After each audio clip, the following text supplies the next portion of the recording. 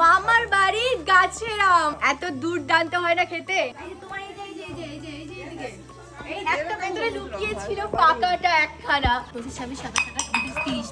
এবারে গরমে আমরা পৌঁছে গেছিলাম আমাদের গ্রামের মামার বাড়িতে। গ্রামের মামার বাড়ির সব গল্প তোমাদের জন্য আনবো, কিন্তু সবার আগে যেটা বলা সেটা হচ্ছে মামার বাড়ির আম গাছ। আর এবারে আমের ফলন দুর্দান্ত হয়েছে।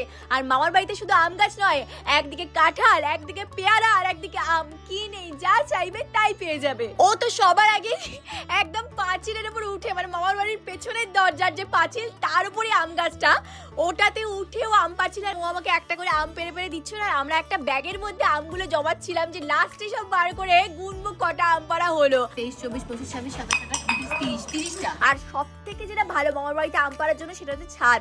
আর মামা বলছিল যে কিছুদিন আগে নাকি আম গাছটা এতটাই বড় হয়ে গেছিল যে ছাদটাকে অর্ধেকটা ঢেকে দিচ্ছিল, তাই একটু আম গাছটা কাটতে হয়েছে। তবে এখনো হাত বাড়ালে আম পাওয়া যাচ্ছে। আমি তো একটা নিজে হাতে আম পাড়লাম, এই অনুভূতিটাই না দুর্দান্ত। মানে প্রত্যেকটা আমের সাইজ কি বড় বড়।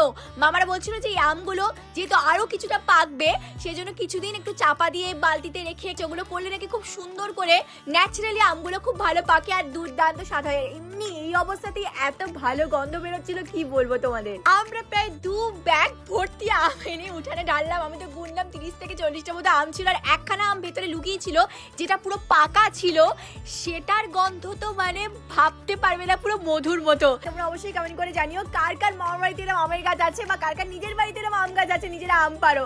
অবশ্যই কিন্তু কমেন্ট করে জানিও। দেখা হচ্ছে খুব তাড়াতাড়ি।